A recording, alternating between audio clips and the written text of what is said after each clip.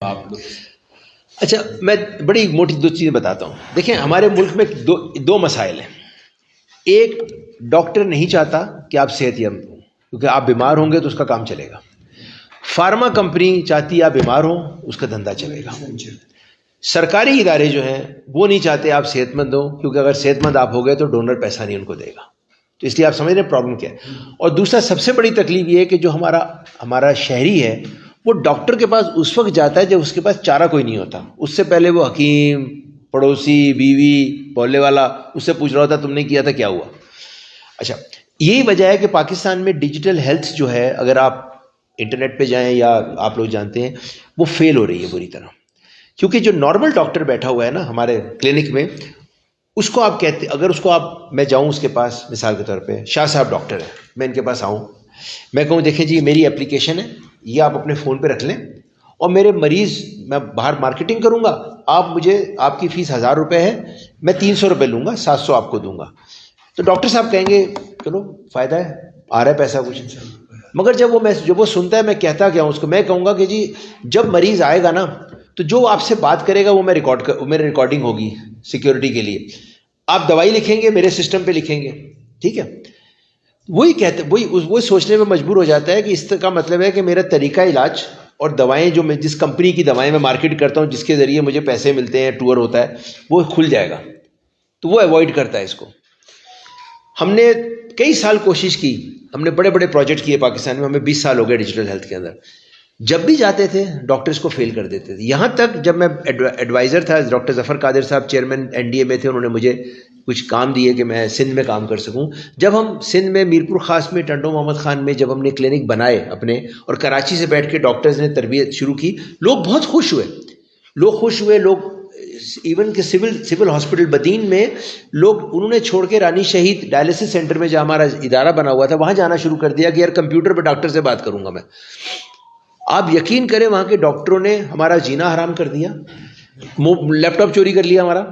وہ تو شکر ہے پرائم منسٹر ہاؤس میں میں خود بیٹھا ہوا تھا ظفر صاحب کے پاس، وہاں سے ہم نے DPO کو فون کر کے تڑی لگائی. تو یہ لوگ نہیں کام کرنے دیتے. تو یہی سوچ کے پھر ہم نے آخر طے کیا کہ ہم اپنے ڈاکٹر بناتے ہیں.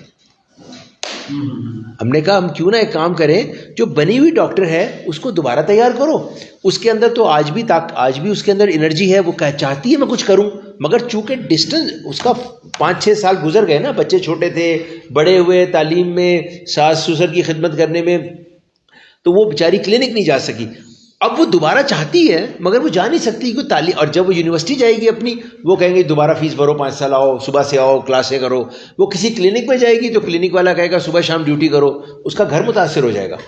تو ہم نے کہا نہیں، ہم ایک نیا کام کرتے ہیں. ہم اس کو کہتے ہیں گھر پہ بیٹھو، بچوں کے ساتھ تعلیم حاصل کرو، بچوں کے ساتھ رہو، علاج کرو.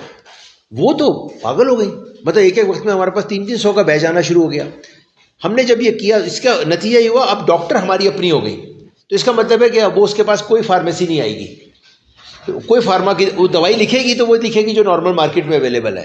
یہاں تو لوگ فارمیسی میں جو ڈاکٹر لکھتا ہے دوائی وہ لکھتا ہے جس کے بدلے اس کو کچھ مل رہا ہوتا ہے وہ لکھتا ہے. جیسے آپ نے سوال کیا نا کہ وہ ملے گی نہیں قلعہ عبداللہ میں، اگر اس کو آپ دو گے دوائی تو کوئٹہ کی دوائی لکھیں گے، کیونکہ اس کو تو وہ لکھے گا نا جہاں بک رہی ہے دوائی، اسی کے پیسے ملیں گے. تو ہم نے یہ سوچا، پلان کیا پہلے مرحلے پہ، اس کا بہت کامیابی ہوئی. مگر دوسری جو خطرناک چیز یہ ہوئی، جب ہم نے ڈاکٹر تیار کرنے شروع کر دی اور ہم گورنمنٹ کے پاس گئے، ایون ظفر مرزا کے پاس میں گیا، عمران اسماعیل کے پاس گیا، عمران خان گورنمنٹ میں، سندھ کے اندر میں سندھ منسٹر کے پاس گیا.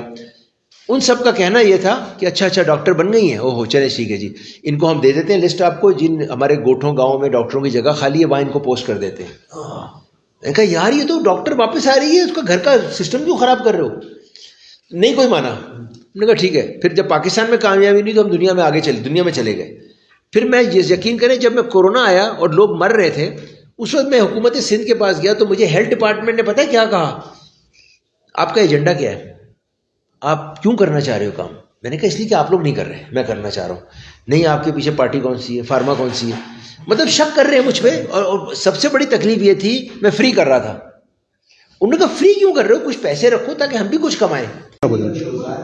میرا نام شمیم یونس ہے اور میں Quetta chamber of women chamber of commerce کی جو اسمال انڈسٹریز کی جو پریزیڈنٹ ہوں، اور آج کے حوالے سے یہ جو پروگرام ہمیں بتایا گیا ہے، اس سے میرا یہ خیال ہے کہ نوجوان بہت زیادہ مستفید ہوں گے، بہت گھر میں بیٹھ کے اپنا روزگار کمائیں گے۔ آج کل جو ہمارے روزگار کی حالت ہے، بہت بے روزگاری ہے، عام ہے، تو اس میں گھر میں بیٹھ کے انٹرنیٹ کے تھرو ایکسیس کریں گے اور اپنے گھر کو سپورٹ کریں گے۔ دا خو ډېر ښه دی چې شروع سي، دا زموږ د عوام دپاره ښه دی، کوم چې بېروزګاره مخلوق دی د هغوی دپاره ښه دی، اش به کوي د خلکو به او داسې به د خلکو هم مدد کېږي او د دوی تعلیم به مخ ته حاصلېږي۔ میرا نام احد آغا ہے، میں vice president Quetta chamber of industry کا سے جو ہے یہاں اس پروگرام میں شرکت کر رہا ہوں۔ سب سے پہلے میں آپ کا شکریہ ادا کرتا ہوں کہ آپ نے موقع دیا۔ آج کا جو پروگرام تھا وہ بلوچستان کے حوالے سے بالکل ایک نئی شروعات ہے۔ یہ جو ہے ڈیجیٹل اور جدید ٹیکنالوجی کے ذریعے اس میں ایجوکیشن آن لائن اور صحت کے حوالے سے نا جو ڈاکٹرز فرض کرے پریکٹس اسپتالوں میں نہیں کر سکتے یا گھروں میں بیٹھے ہوئے خصوصاً خواتین کے حوالے سے نا وہ بھی جو ہے گھر سے مطلب ایک مریض کا علاج جو ہے ٹھیلی کلینک کے ذریعے جو ہے کر سکتے ہیں نا۔